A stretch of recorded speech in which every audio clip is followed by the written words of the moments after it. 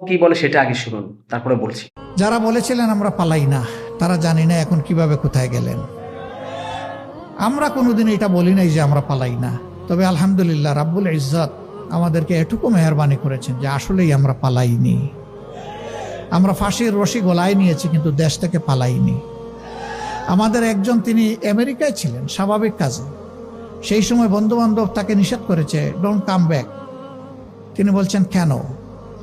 বলেছে যে আপনাকে ওই রকমই পার্সিকিউট করা হবে, অবিচার করা হবে, যেমনটা অবিচার করা হচ্ছে আপনার সিনিয়র লিডারদের সাথে। তিনি বলছেন সিনিয়র লিডাররা যদি আল্লাহর জন্য ধৈর্য ধরে সহ্য করে থাকতে পারেন, আমিও পারবো, আমি আসছি। আদালতে দাঁড়িয়ে আমাকে ফাঁসি দেওয়া হোক, আমার কোনো আপত্তি নাই। আমি পলাতক হিসাবে এই বদনামের অংশ নিতে চাই না যে আমি অপরাধী। আমি আদালতে দাঁড়িয়ে বলবো আমি নিরপরাধ। মীর কাসেম আলী সেইটাই করেছিলেন। কিন্তু না আসলে পারতেন ভাই, কেউ তারে বলতো না যে উনি পালিয়ে গেছেন, কারণ তার বিরুদ্ধে কোনো ওয়ারেন্ট, কোনো মামলা ছিল না। তিনি এসেছেন তার নৈতিক দায়বোধের জায়গা থেকে, তার দেশকে ভালোবাসেন। এই জন্য তিনি বলেছেন যে দেশে আল্লাহ আমাকে পয়দা করেছেন, আমার মত যেন সেই দেশে। এবং এই বক্তব্যটি নিয়ে আপনার মন্তব্য কমেন্ট করে জানাবেন, অবশ্যই ভিডিওটি শেয়ার করে দিবেন।